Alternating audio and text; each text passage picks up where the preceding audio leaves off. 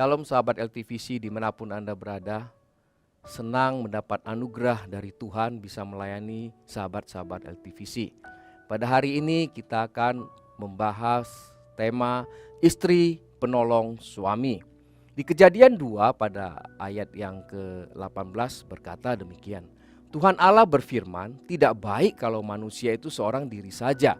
Aku akan menjadikan penolong baginya yang sepadan dengan dia. Sahabat LTVC, ayat ini memberikan gambaran kepada kita bahwasannya Tuhan yang berinisiasi untuk memberikan pasangan kepada Adam. Artinya Tuhan yang berinisiasi membuat lembaga pernikahan. Tentunya Tuhan akan memberkati pernikahan tersebut. Dan pernikahan yang Tuhan maksudkan adalah menjadi sorga di atas bumi. Karena itu, sahabat LTVC, rumah tangga harus semerbak dengan aroma sukacita dan damai sejahtera dari sorgawi. Dan aplikasinya adalah keharmonisan yang indah bersama antara suami, istri, dan anak-anak yang hidup bersama-sama di dalam keluarga dengan bahagia. Sahabat LTVC, kita bisa melihat bagaimana Tuhan mengasihi pasangan ini. Yang pertama-tama tentunya Adam. Tuhan memberikan satu kepercayaan yang sangat besar kepada Adam. Kepercayaan yang apa? Kepercayaan untuk mengelola bumi ini. Alkitab berkata berkuasa atas bumi ini dengan isinya. Dan ada satu hal, yaitu beranak cucu. Nah, ini tidak bisa dilakukan dengan sendirian, sehingga Tuhan berinisiasi memberikan penolong kepada Adam. Dan tanggung jawab yang besar, rencana yang besar telah diberikan kepada Adam untuk mengelola bumi ini. Hal itu tidak bisa sendirian. Ada kepercayaan yang besar yang Tuhan berikan kepada sang istri sebagai penolong, karena tanggung jawab rencana yang besar telah diberikan kepada Adam, sehingga suami dan istri adalah menjadi satu, tidak dapat dipisahkan. Kepercayaan yang besar yang diberikan kepada Adam juga sama. Kepercayaan yang besar diberikan kepada seorang penolong. Antara kepercayaan dan tanggung jawab adalah kedua hal yang tidak dapat dipisahkan. Sahabat LTVC, Alkitab memperlihatkan kepada kita perjalanan-perjalanan daripada penolong, di mana kita bisa melihat beberapa tokoh-tokoh Alkitab yang telah menjadi penolong itu mengalami beberapa hal yang dapat kita pelajari bersama-sama.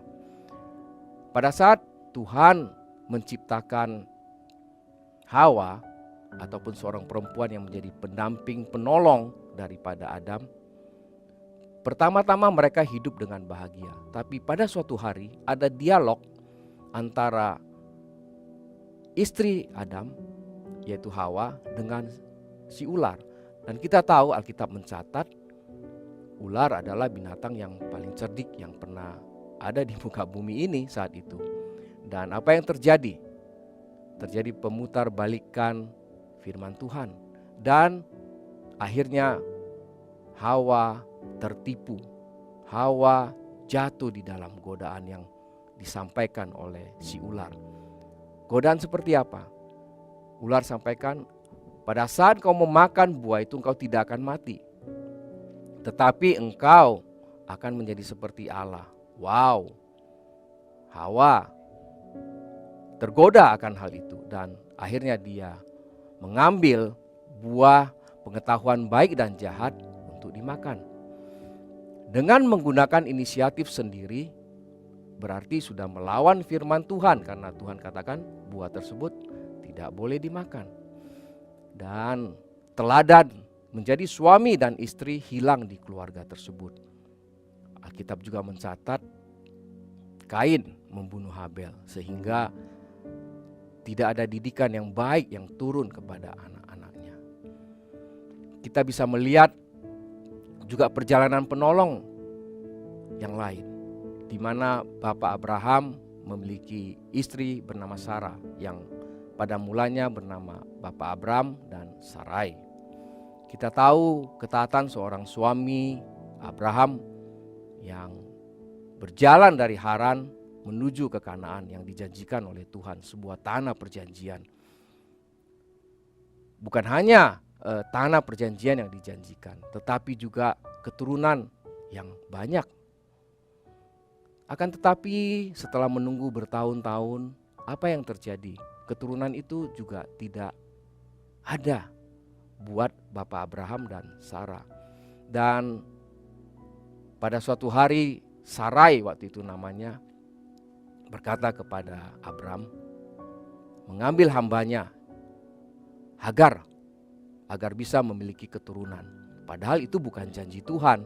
Janji Tuhan adalah keturunan yang berasal dari Sarah. Dan inilah yang terjadi, kisah-kisah daripada penolong di Alkitab. Sehingga boleh dikatakan secara tidak langsung Sarai waktu itu sudah melawan firman Tuhan. Dan penolong yang satu lagi kita bahas adalah mengenai Ribka. Ribka adalah istri daripada Ishak. Kita tahu Ishak adalah anak yang dijanjikan Tuhan dari Bapak Abraham dan Sarah. Dan apa yang terjadi di keluarga ini? Keluarga ini tidak ada keadilan, sehingga sang ayah lebih mengasihi Esau, sang ibu lebih mengasihi Yakub. Dan pada akhirnya sang penolong yang harusnya menolong suami menjadi menipu suaminya sendiri. Jadi Ribka menipu suaminya sendiri Ishak karena siapa? Karena Yakub. Inilah perjalanan penolong beberapa tokoh di dalam Alkitab. Dan kalau kita melihat fakta hidup saat ini ataupun yang kita sebut dengan zaman now ataupun kita sebut dengan zaman milenial, kita tahu kehidupan sekarang begitu berat. Kadang-kadang suami dan istri harus bekerja bersama-sama baru bisa menutupi biaya hidup. Wow, ini sungguh luar biasa. Seorang istri tentunya bukan hanya menjadi penolong di dalam keluarga, tapi dia juga ikut memberikan kontribusi dalam hal keuangan dan finansial. Dan apabila seorang istri yang memiliki karir yang cemerlang dan sulit kadang-kadang menjadi ibu rumah tangga, sehingga kadang-kadang anaknya juga diasuh oleh mertua ataupun babysitter. Dan pada kenyataannya juga pendapatan istri bisa lebih besar daripada suami, sehingga bisa mengurangi keharmonisan daripada keluarga tersebut dan penolongnya bisa menjadi dominan. Inilah kita sekilas membahas mengenai apa yang terjadi di dalam kehidupan kita, baik dari sisi Alkitab mengenai penolong maupun fakta-fakta kehidupan di dalam kenyataan saat ini untuk seorang penolong daripada suami. Kemudian apa sih yang ditulis oleh Rasul Paulus mengenai penolong ataupun istri? Di Efesus 5 pada ayat yang ke-22 berkata begini, hai istri, tunduklah kepada suamimu seperti kepada Tuhan.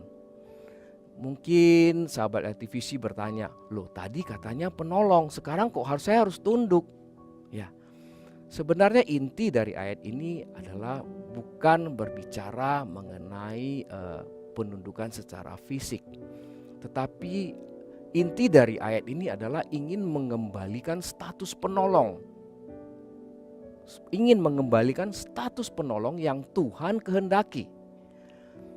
Sang istri harus memandang suami seperti memandang Tuhan. Menghormati suami seperti menghormati Tuhan. Ini yang diharapkan dari ayat ini. Tunduk artinya apa? Tunduk artinya bisa memberikan saran yang baik, yang sesuai dengan firman Tuhan. Karena kita sudah membahas di depan bahwasannya seringkali dan beberapa kali seorang penolong itu memberikan saran yang bertentangan dengan firman Tuhan. Oleh sebab itu Paulus mengatakan, hai istri, tunduklah kepada suamimu seperti kepada Tuhan. Saran apa sih yang disampaikan kepada suami? Tentunya kita tahu saran-saran yang berguna bagi karir suami, usaha suami maupun untuk anak-anak kita. Anak-anak yang memiliki masa depan yang cemerlang. Saran apa lagi untuk investasi, misalnya dalam hal keuangan, agar bisa menambah pendapatan dari keluarga. Sahabat LTVC yang dikasihi Tuhan, Amsal 14 ayat 4 jelas berkata, istri cakap adalah mahkota suami. Nah, ini penting sekali buat istri yang sebagai penolong. Sehingga mahkota yang dipakai suami itu gambaran istri yang cakap. Dan Amsal 31 ayat 10 juga berkata, istri yang cakap itu lebih berharga dari permata. Wow, sungguh dahsyat. Tentunya sebagai istri yang memberikan saran ataupun nasihat kepada suami, biarkanlah suami yang mengambil keputusan. Nah, ini adalah maksud daripada tunduk kepada Tuhan. Jadi suami memiliki otoritas. Jadi istri tunduk kepada suami seperti kepada Tuhan. Biarkan suami yang mengambil otoritas untuk mengambil keputusan. Dan tentunya sang suami harus berdoa sebelum mengambil keputusan. Dan kepercayaan dan tanggung jawab yang besar yang sudah Tuhan berikan bisa diwujudkan bersama-sama dengan sang suami.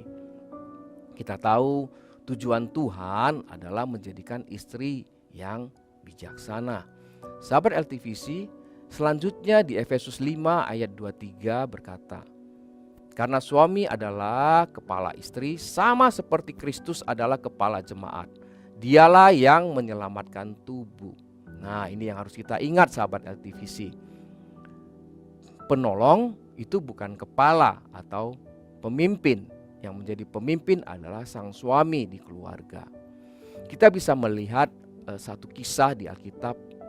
Mungkin sahabat LTVC sudah pernah membacanya. Cuman saya ingin mengingatkan kembali, mengangkat satu bagian yang penting yang berhubungan dengan tema kita pada hari ini.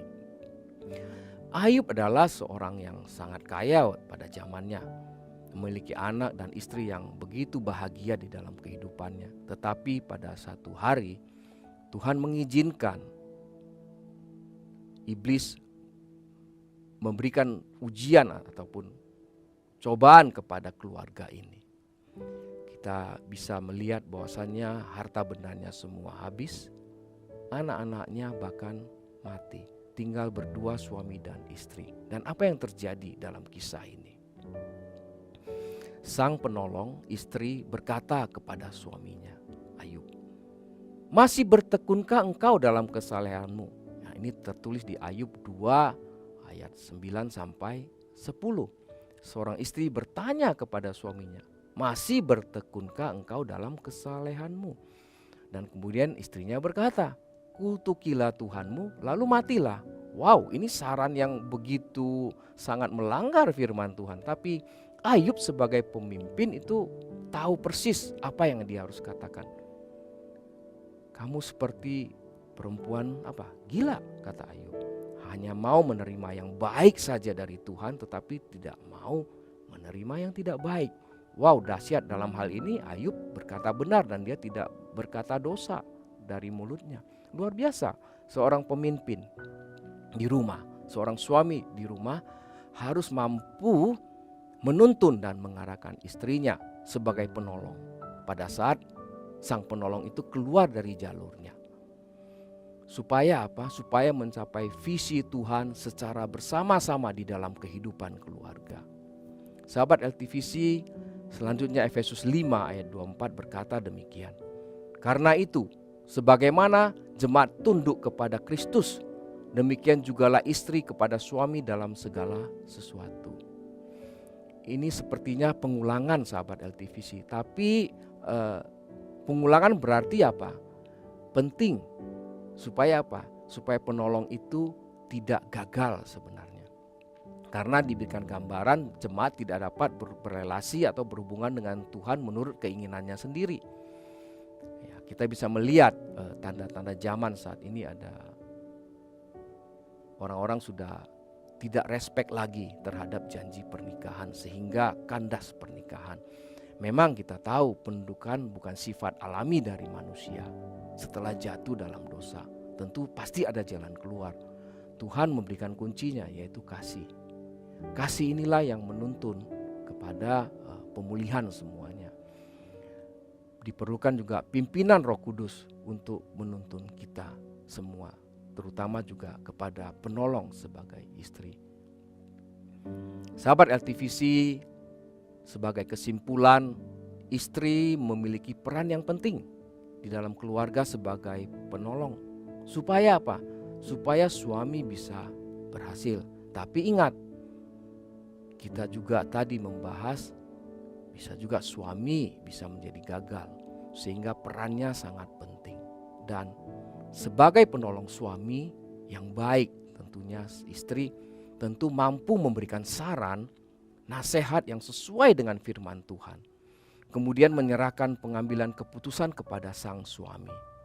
Menghargai suami adalah pemimpin keluarga dan berjalan bersama mencapai visi dalam segala keadaan. Dan pada akhirnya penolong itu menjadi istri yang bijaksana sesuai dengan tuntunan Roh Kudus. Sahabat LTVC, demikianlah sharing kita pada hari ini. Saya berdoa kiranya semua yang menonton program kami menjadi penolong, menjadi istri yang bijaksana, yang mampu mendukung suami sehingga meraih visi Tuhan, meraih janji Tuhan, meraih berkat Tuhan di dalam keluarga. Dan pada akhirnya ada damai, ada sejahtera, ada sukacita di dalam keluarga. Tuhan Yesus memberkati.